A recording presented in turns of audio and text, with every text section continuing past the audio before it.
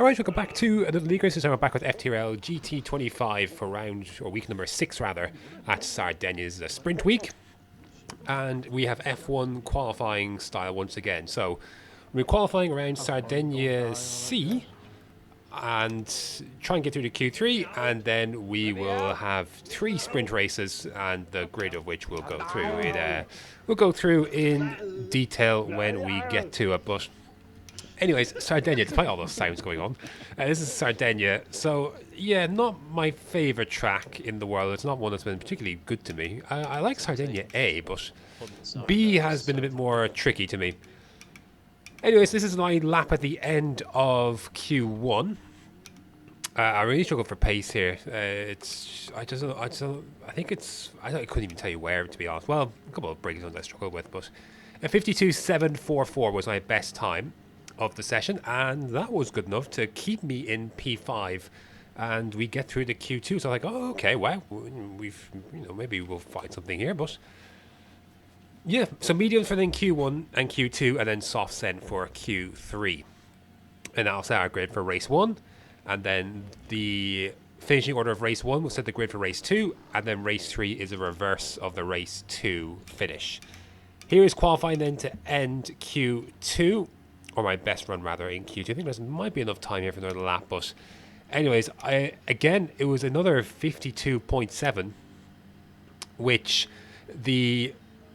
everyone just found pace in this second stint. Like, everyone found pace, and all of a sudden a 52.7 was not good enough to get through. So we're gonna knock that in Q2 then, which is unfortunate, but yeah, same time as last time. Field cover by less than half a second, which is crazy. Even on a short track like this, like it's pretty tough out there. So we're out, and we're going to be starting a P10 then for this race 1. So we're going to use mediums here to start, and of course that's the thing with the sprint as well. We've got to use mediums out 2 of the 3 races, and then soft send for another race as well. So yeah, have to use the softs at least once, and now post-patch, that will be extra interesting, of course, as well. Anyways, away we go. I could not tell you what on earth that was. That was a tragedy of a start. Yeah, it was, not great. Anyways, we're at the back. Yeah, that's rough. I couldn't even tell you what went wrong. It was so bad. Anyways, then, so we could have qualified second for all we know, and we would have been flipping like 8th or something. So yeah, that was a tough one. But look, we go on, move on, and try and find a way back. I think we've got some okay race pace. We'll figure it out though, somewhere along the road. So Goose is reserving for Lennon this week, so he's in the RCZ, and he's having a ding dong with a blue flag, also in an RCZ. I thought I'd get in the slipstream of blue flag and just get clear of Goose, so I thought I'd nudge along and try and get through at least on one, and then we can focus on Simon later on. So yeah, stick to the outside here then. Hang around the outside, and that should be job done. He still has beside it on the radar, you can see, but yeah, he cedes the position. We move up then into P14. So yeah, progress could be slow. I struggled with this corner quite a bit. I found it really difficult sometimes with the cars would just lose the back end. It was just, this jag has become very difficult under some certain braking angles. And Lee has found that very difficult as well, as he's in the jag and he has gone off. Then, difficult. The car loves to just get away from you there as well. I have to be very careful on the exit. Lap 3 then, he's not the only one though. Biggles has an off then at the same corner, so we move up then into P11. If we had actually got a good start, we could have been I think a pretty solid position here, to be fair, but sadly it was not to be, because then another one goes off. That is Homer, I believe, this time. Homer goes off then, so yeah, up to P10 then as a result. I couldn't really keep with a lot of people here. I just had to hope for some squabbling. Lap 6 then, they're going to let Biggles go. Biggles is on softs, so yeah, the softs die pretty hard towards the end. They're not the tyre to be on long term. If you can get the pace out of them early, you need track position. If you're stuck in the midfield, you're going to fall away pretty hard come the end of the race. The tyres are just, and that's if you don't have to pit, of course. But we get by Tom then, Tom Duval. We were up and then into P number 10. But for how long? Can we keep James behind? James, I believe, has made a stop. Yeah, I think he's also on softs. But for now, we're going to keep James ahead. Or sorry, we're going to stay ahead of James, keep him behind. And then we can move on then. But yeah, this will not be for too long. James has got some good pace. And on those softs then, yeah, he's going to slide up the inside. He's alongside. And yeah, slinks on through. Anyways, then, well, yeah, that's sort of down. It's back into P11 then. And then, but Biggles is struggling on his softs now. Biggles has kind of hit a cliff with his softs. And now he's now coming back into our field. So, couple cars behind us, including Tom and Homer. So I was trying to think, well, how can I keep Biggles in front here? But the degradation was too strong. Speaking of Tom, he's going to have a look to go ahead of us here, and I'm not having that for a moment. So he tries to go around the outside, but gets a little bit too deep, and then I can move back ahead of him then and make this line mine, and we stay ahead in P11 here. But yeah, Biggles is struggling here, and it's only a matter of time before James gets him, and I think he's going to do so around here, then around the outside. Looks like now James is now ahead. This time then Biggles, I was, debating where to, help along, but I think his pace, he was bleeding too much pace, I think, on this soft, so the only thing I could do really was to move on. Not a great braking zone to do so, but anyways then, lap 13 of 15 then, so yeah, we're kind of settling down into this one then. Yeah, difficult one. A yellow flag late on though, and that is for unsafe release. He was on softs, and his softs he didn't pit, unlike James in the other Lambo. And this corner I struggled with quite a bit as well. The wind heading into that corner was a bit annoying at times. But anyways, then we're going to finish then in. Well, we're just going to hold off Homer, who's got a good run. But yeah, we're going to hold off then and hang on to P9 in the end. Which yeah, again, had we had a better start, we could have had a decent number result here. If you can hear my air fry in the background, I do apologise, but I have to multitask here somewhat. But anyways, then race 2. Right, can we get a better start this time? For the love of Flip, please, I beg. Starting from P9 this time. So yeah, we've got a spot better ahead. So now surely if we can get a competent start, we might be in good shape. Those revs look poor. I think the thing is I don't put enough revs in the car.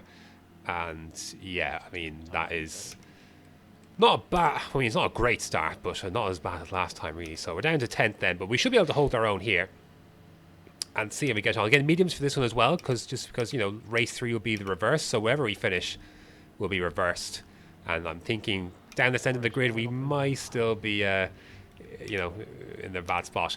Yeah, that was Goose coming across onto me then, and then that got onto the grass, and then I lit the car up with the grassy tyres, and yeah, already we're at the back. So, oh man, I can't believe it.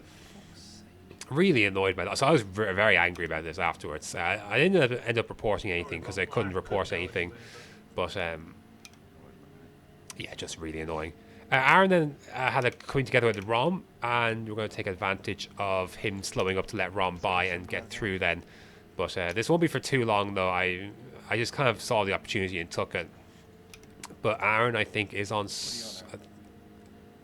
Mediums. He's on mediums. Okay, so I wasn't sure what he was going to do, but do you know what? I just thought, like Aaron probably has pace and I don't. So I just thought, I can't be arsed. I'm just going to let him go. I'm not going to just waste his time and my time fighting for the pride of P14. I'm just going to let him get on with it. I just can't be arsed to hold him up really, and that's all I'd be doing. So again, that's the kind of back end loss I was talking about with that corner. I just couldn't really get on with it, so I just let him go. So I was driving very angry at this stage. I didn't think there'd be much worth fighting of anything. So yeah, lap 8 then? Yeah, so Pagani's pitted on the softs, and yeah, he's got to make those last. So he's come into the box, and he's now on soft. So yeah, he's going to immediately have more grip, more pace. And yeah, he's going to slide by then into P14. So you'll see what he can make up in the second half of the race. But yeah, I didn't have much hope really for much of this race after this. That is Aaron going off. And yeah, that was a big crash there. So anyways, then we're going to move on then on to lap number, where are we? Lap number 9. We got Sir Goose, we got Panda, and I think Tom Duval's going to have an off here. Yep, there you go. So yeah, that's him around, and we move up into P13 then. So yeah, yeah, the lap times aren't great. I couldn't get into the low 20s or 19s on mediums. I just couldn't get into it. I just didn't know what to do with the wind in some corners. I didn't know where to put the brake balance.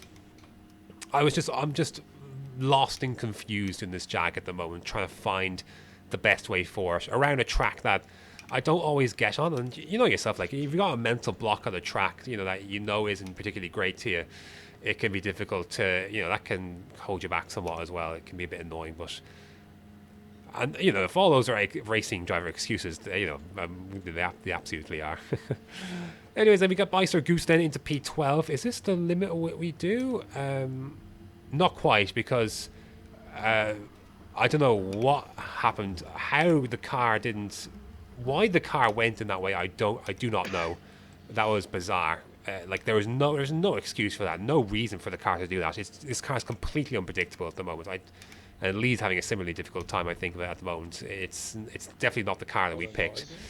Anyways, then we lose those places, get one back then at the end. And I think Homer may have run out of fuel or close to it. Or I think he may have had a penalty himself. But anyways, then I think it was a P13, which means we'll start third then for the last race, and we'll be on soft. So if we get a good start off the line, we can hopefully use the tyre to get a little bit of track position, and then hopefully hold on and see how we get on. But the softs will be on the ropes pretty badly late on, so we'll see how we get on with it. P3 then, softs to use to finish here then. Last race of the night. Again, the wind has kind of picked up quite a bit then. You can see 7.5 kilometers. It's quite large. Anyways, fucking windmills. Away we go then. Better start, I think, overall than the previous two, but not enough to prevent Homer and the incredibly fast starting Pagani and the Ferrari to come on through. So that's a little bit annoying. So down the inside end of Homer is a little bit of contact there, so we have to get this move done quickly. I can't be faffing about but losing places, and that's exactly what we've done on softs. That's not a good start. You cannot be in the pack when these softs go. You have to be ahead, have to be in some sort of clear air, that when they go, you know, you at least have a gap or margin to fall back into, because that's what will happen. Whereas in the pack on softs, you saw what happened to Biggles. You get lost in the pack, you get swallowed. So my time is now, and I get a decent run on the slow accelerating Subaru, and I thought I'm going to have to go for this move down the inside on Aaron, then on the soft. So then into the braking zone, get stopped. It's gone wrong here in the pass. Aaron is still there on the left-hand side. I'm going to try and use the tyre as while it's still here on the outside to get on the throttle a little bit earlier, and yeah, we've got that move done then. So we back up to P5 then, and then we can set off after Homer on lap 2. There's a little bit of wobble, and that's all we need to have a little go around the outside then. Good, decent straight line speed as well on this Jag will help, and we get this move done then, heading down into this difficult corner. Get the move done, back into P4 then. Good. We're moving slowly but surely forward, and not quite creating a gap yet, but I think because Homer's on mediums as well, I think Goose has an off on the gravel, and obviously a car with grass or gravel on it is going to be difficult to get back under reins immediately. So we're going to go on the attack on Goose, who goes even more wide and gets caught up on the outside then. So yeah, we make that move then into P3. So here we go then. A chance to fight with something. Pagani, I think, will take off up the road on his mediums. But now the battling then, we'll see if battling ensues behind. And battling did ensue behind. I think it was Homer and Aaron that were squabbling. And the gap is 2 seconds, but was this the lap? Yeah, this is the lap where the softs began to drop away a bit. I had a couple of difficult corners, and the gap is under 2 seconds to Aaron then. So I thought they were going pretty badly, but these two laps, lap 9 and this lap 10, there were two instrumental laps to stabilize the gap and extend to some of the guys behind. A 20.4 and a 20.3. They aren't quick times, but they were huge in terms of stabilizing to stop the bleeding. Those are huge laps before the tyre began to really go off, which it does now. And Tom then has a spin, so we move in ahead of him, and we managed to keep this gap to Aaron for quite a bit. Aaron only gets by here on lap 12, so the fact that we prevented this, we kind of, if he'd got within the slipstream, I think it would have been over. I think he would have eventually gotten through. But we managed to hold off we put this off by quite a few laps, and that was huge. So we did well to hold off on Aaron. Couldn't keep Rom behind, sadly. He had a bit. Look at the tyre here; it's kind of going on us on the last lap here. Sorry. This is the penultimate lap. We just started the penultimate lap. But Rom's on mediums, I believe, and he'll march on. and take the last podium spot off us. But I have to say, I thought this was a really impressive drive. I thought, even by my own standards, I thought it was just a really good drive. The softs completely died at the end there, but we had the gap, we had the margin to play with. And that's what we needed. We need to have the track position and some space for when these tyres died, and died they did. We had the space to fall into. So that was a good drive, I thought, to keep those tyres going and to those couple laps to stabilise, to prevent, to delay Aaron getting through. And I thought that was I thought this was solid. So look, an okay night's work there. That was difficult. Not helped by qualifying, not helped by the race starts. This was race 2. This is what happened in race 2. You could see again, no one. Yeah, obviously Goose is going to come across here slightly, and that's supposed to be onto the grass. And then I just liked the rears up with the grassy tires, and yeah, that was. I could have maybe reported that, but yeah, I just didn't think there was anything worth reporting there. But yep, that's going to do it then. Here are the standings then. So where are we? I think we're in 9th. So we move up a spot then into the top 10. But yeah, difficult one for this Jag. I think Lee is still behind as well. Yeah, he's behind as well. So yeah, difficult one for the Jag. But I think there's some better tracks for it coming up. Not the next one though. But I think maybe Grand Valley could be a better track for us when that comes up. But there's the drivers' standings, and then coming up then is the constructors. You can see what the story is there. We're kind of behind the 8 ball really. So it's just to try and keep 4th if we can.